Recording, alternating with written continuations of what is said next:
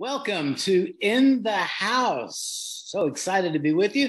My name is Mark Shiver. I'm your host, and we've had some really good feedback on our first episode where we interviewed Representative Jeffrey Elmore. And so glad for those of you who are watching. I'm not sure if this is a podcast or a Zoomcast, but whatever it is, we're glad to have you watching these interviews. We're talking to members of the House Republican Caucus, and I'm very excited because today, representing Lenoir and Pitt counties is Representative Chris Humphrey. Representative Humphrey, welcome to In the House. Good to be here, Mark. Thanks for having me. Yeah, I'm really excited. I've been looking forward to talking to you because you have a little bit of a different district down east, so to speak, than Representative Elmore. So we'll have some different issues to talk about. But first of all, I have to mention this for folks that don't get down to the General Assembly. You know, during I call it the off season, but during the interim, it's real quiet and there are people working. They're in their offices doing their work, and then session starts, and wham! It's full of lobbyists and citizens wanting to grab just a moment with their representative or their senator. And it's crazy down there. And how do you, as a member of the House, how do you make time to listen to everybody that's saying, hey, Representative Humphrey, I need to talk to you about this, or have you got a minute? Can I get on your calendar? Well, you know, look, we try to meet with everybody who requested it. Obviously, it's not always possible, but you know, I really enjoy meeting with citizens who come to Raleigh from back home. I really get excited when I know someone's coming up or in the area, and we try to get them by. And you know, lobbyists they stop us all the time, and I see those guys more than I see my own family sometimes. But you know, I love the hustle and bustle, because down here in Raleigh, it can get a little lonely some days. It can be quiet. Mm-hmm. But lately, starting this week especially, it's been crazy. And I suspect the next few weeks are going to be even more crazy. So, but we love our constituents. We love seeing them, and just invite them to come see us anytime we're in town. We'd be happy to meet with them. Oh, absolutely. If they take time to drive to Raleigh, I know you're going to sit down and pay close attention to whatever they have on their mind. Now, Representative Humphrey, tell me a little bit about your district. You have more of a rural district, is that right? Yeah, very rural. As of today, I have all of Lenoir County and part of Ayden, the southwestern part of Pitt County, so mm-hmm. which includes Ayden and Grifton, mostly those areas. But you know, it's a rural district, very rural actually. And, you know, people are just good old Eastern North Carolinians. They know where the best barbecue is. It's in our district. And, you know, there's no questions about that. No, yeah. You know, so yeah, just good people, good, hardworking people. And, you know, we want the same things. We want, you know, to be safe and have a good quality of life and you know, have, just a good family atmosphere. You know, I think that when you kind of stereotype people or categorize people, put them in boxes, which we shouldn't do, but I believe that the folks in Eastern North Carolina represent some of the finest people with some of the best values that I certainly share, that you could come around. I mean, they're just, like you said, hardworking folks. They want to make a living, you know what I mean? And do what's best for their family. And they're just good people. Yeah. I mean, you know, rural North Carolina is very similar from one end of the state to the other. And, you know, we have a state full of people just like that. So no matter where they are in the big cities or small towns, North Carolinians are just good people overall. Yeah. Absolutely. Now, there's so much to talk about that's been going on in your district, and I ran long last time, so I'm going to try to to keep this to a decent time. But I've got to ask you, Representative Humphrey, we have had so many hurricanes and other natural disasters over the past few years. And unfortunately, a lot of the damage has occurred in your district. And people are turning to you, they're turning to government, they're saying, help. And you and some others were behind some significant legislation to bring money to your district to try to help mitigate some of those disasters. Can you tell us about that? Yeah, I was excited to work with Leader Bell, John Bell, and worked on some disaster relief legislation. We did get over like $1 billion in the budget to help mitigate flooding all across North Carolina. I think the Neuse River area has about $40 million earmarked for that basin, from Wayne County on down east. So, that's huge. I mean, we put over $800 million to the state emergency response and the disaster relief reserve because we know we're going to have another natural disaster. And then you throw on top of that a pandemic. So we're in great fiscal shape in North Carolina. We've been able to bank some money and not just waste it. So we're really blessed to be able to fund, protect the future of flooding. I mean, we've got some work to do. The money's there, and we're working with some other national groups to kind of help us identify the best way to put this money to use. So, so the next couple of years are going to be very interesting and very busy. My wife, she passed away 3 years ago, but before that, we had an opportunity, I believe in 2016, we were heading to Wilmington, and for some reason, we decided to take the back roads. We're not going to go down I-40, and we drove through some of your district. And what was interesting, Representative Humphrey, is that we saw signs that said, do not enter, flooding. It was right after Matthew. And if you live up here in Raleigh like I do, and you never get down there after something like that has happened, you don't really get to visualize.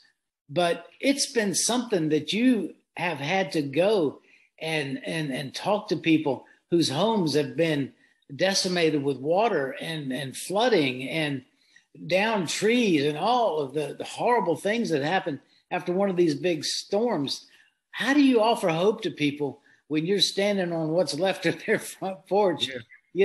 How do you do that? It's hard to do. I mean, especially when we've seen getting these funding out to the people who need it has taken way too long, longer than it should have. And, that's a product of some turnover in the Department of Public Safety and that sort of thing. We've lost some really good people who have taken other jobs that really knew what they were doing. And then when you replace them with other new people, then they have to get up to speed, and they may not have experienced a disaster before, so they're learning on the job, and it's quite frustrating. But hopefully we've got that. We hope that's rectified. Other states are doing a lot better job than we have in the past, and that's just a result of some challenging leadership and other areas of state government that hopefully we've worked through that. So I feel confident the next disaster we'll be much better prepared. Well, let's hope that that's a long time in the future. Representative Humphrey, I know that you care a lot about your constituents, and you have been involved with a lot of different types of legislation. But one of the things that was really exciting that you were a part of getting into the budget was had to do with ECU and the hospital. Yeah, that was a big win for the entire state of North Carolina, more especially Eastern North Carolina. But we need doctors in rural areas, and Brody School of Medicine trains rural doctors. That's kind of their mission, and they've trained more rural doctors, I think, than any med school in the country, from what I understand. So Wow. we're now expanding. We'll be able to expand. They'll be able to expand their class by, I don't know, 90 more seats. They don't train a lot of doctors every year. We tend to think, several hundred students go through med school at ECU and across the state, but that's not the way it is. It's really a small number. So by investing, over $250 million in a new Brody School of Medicine, it's really going to be a game changer, not only for Eastern North Carolina, but for the entire state. Absolutely. I'm excited about that. And you're right. You don't just go to school in a couple of years and you're walking across getting a medical diploma. It takes a while to get people. I think it's 8 years or more from starting out as an undergrad to get that medical degree. So it does take time, as you were saying. Let's talk a little bit about the state of healthcare in rural North Carolina. Do you feel like that we're on the right track in terms of beginning to help advance address, I should say, some of the needs that rural folks have in terms of healthcare in North Carolina? I think we've got some work to do. I really do. We need to really explore this telehealth and telemedicine. I know there's some legislation being tossed around to help build that up. Nowadays it's kind of tough to go to the doctor if you think you've got COVID. It's almost like they don't want to see you. I mean, they want you to go get a test and all. I mean, the doctor's office is supposed to be where you get help, not where it's an impediment to go visit. And I think we've got some work to do. We've got to invest more in broadband in rural areas. That ties into telehealth, telemedicine. But we just don't have the rural doctors. We need to recruit more rural doctors for our areas, and so I think we've got some challenges ahead, and this pandemic has really kind of made us take a couple steps back, I think. So, but hopefully we'll get that worked out and move forward. I think you've addressed a really positive point about telehealth, and I'll tell you this from a personal story here. I have to take certain medicines for a nerve thing that I've got going on. I've had it my whole life. And so every 3 months I have to go and get my medication refilled. And so I have to get in my car and drive all the way across town and sit down in an office for about 5 minutes. And I don't even see the doctor. The physician's assistant comes in. Mark, how you doing? Okay, well, here's your prescription. And then I drive all the way you back. Pay $80 probably for that 5 minute visit or something. Exactly. $80. And so here's what happens, or has happened. One good thing that came out of this pandemic is I can do what you and I are doing right now. I can get on telehealth, get on a Zoom call, and she can say, Mark, how you doing? And she'll email or whatever my prescription renewal to the pharmacy. I'm still paying $80, but at least with gas prices, I'm not driving 15, 20 miles one way for that 5 minute encounter. So my point is, I agree with you. I think telehealth is a very positive thing when it comes to those sorts of office visits. Yeah. So appreciate what you're doing to help advance that here in our state. Now, when you say the word rural, as is the case in your district, agriculture comes to mind. And you have a lot of agriculture in your district, don't you? Yeah, we really do. It's one of the busiest ag districts in the state, and so people still think that food comes from a grocery store. At least some people do, but we realize that around our neck of the woods that it starts right there in the farm in a dirt field, and so we're really blessed to have farmers. There's less and less farmers than we used to have, obviously, and so now we've been able to pass some legislation to help farmers. One of the projects I'm really proud of is the Ayden Food Commercialization Project. Yeah, tell me about that. That's exciting. Yeah, I mean, it was a brainchild. Representative Linda Johnson was on the train, Representative Susan Martin. They kind of got the ball rolling, and they handed the torch off to me, or the baton, and so we were able to get it across the finish line, $4 million to build this facility where farmers can bring their produce in, and this center will package it. It'll help sell it. It'll help market it. Wow. It's really a great concept, and it's going to serve 7 surrounding counties around, Pitt, Lenoir, Wilson, Nash, Greene, Jones, Beaufort. So we're really excited about that. Town of Ayden has stepped up. ECU's a partner. NC State's a partner. Department of Agriculture, Department of Commerce. I mean, we've got all the players on board. So hopefully, in the next year or two, you'll see some ground being broken to build this new facility. So we're excited.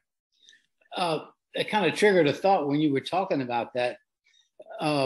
You said people think food just comes from the grocery store, but people don't realize that legislation doesn't just happen. Someone like yourself with the vision to help farmers in this way, and you said we got to get all the players on board. You've got to talk to people. And you've got to convince them and let them see this vision and how it can help farmers. And so a lot of your work is a lot more than just sitting in the chamber and voting yes or no, but you've got a lot of behind the scenes activity, Representative Humphrey, that people will never know about. Yeah, I mean, we've met with every partner, and it's been a long process. I started on this my first term, so that's almost 4 years ago, and it was even being worked on prior to that. So this project has been in the works for, several years, and so we just happened to be there at the end to help get some help from our ag chair, Representative Jimmy Dixon, and Senator Brent Jackson. They've been instrumental. Representative Larry Strickland and Senator Lisa Barnes and several others. So it's been a working process, and it's been a family affair, no doubt about it. Well, there's a lot of other things going on with agriculture, and typically every session there's a big bill called the Farm Act, and y'all try to address various things that have come up, regulations and rules and stuff like that. But when you are out in the district and you're talking to farmers, what are you hearing now, Representative Humphrey, about obviously fuel cost has got to be a big concern. Yeah, definitely. I mean, that's the biggest thing. I had one farmer tell me the other day he was talking to another farmer that was spending about $2,200 a day on fuel. Wow. And that's a pretty big farm operation. And they can't sustain it. I mean, they just can't.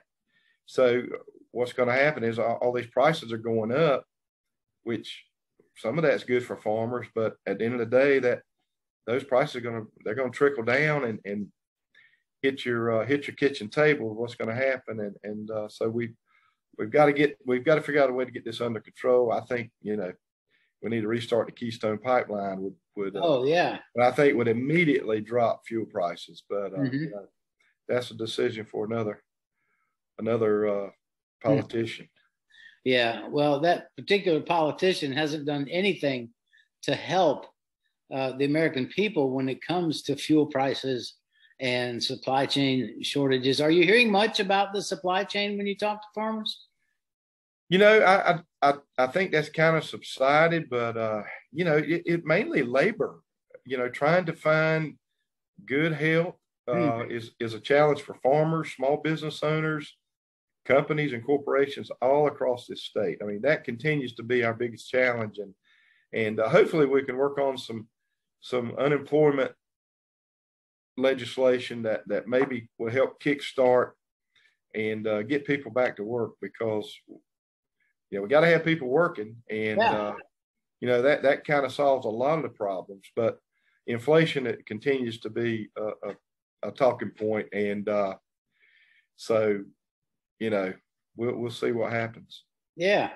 Well, I think your light just went off, so that might be a sign that we need to wind up. But I want to touch on. You may go cut it. You may go. No, you're fine. You Okay. look fine. As a representative, Representative Humphrey, we've talked about hospital and bringing farm goods to a place where they can be assembled and marketed and sold and packaged. We've talked about disaster relief. We've talked about hurricanes. I mean, my goodness. And I don't even think we've really scratched the surface of everything that commands your attention.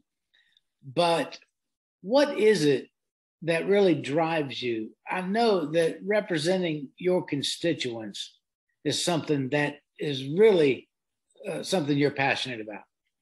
Well, you know, just helping people navigate the landmines and bureaucracy in this state. It can be a challenge sometimes, and yeah.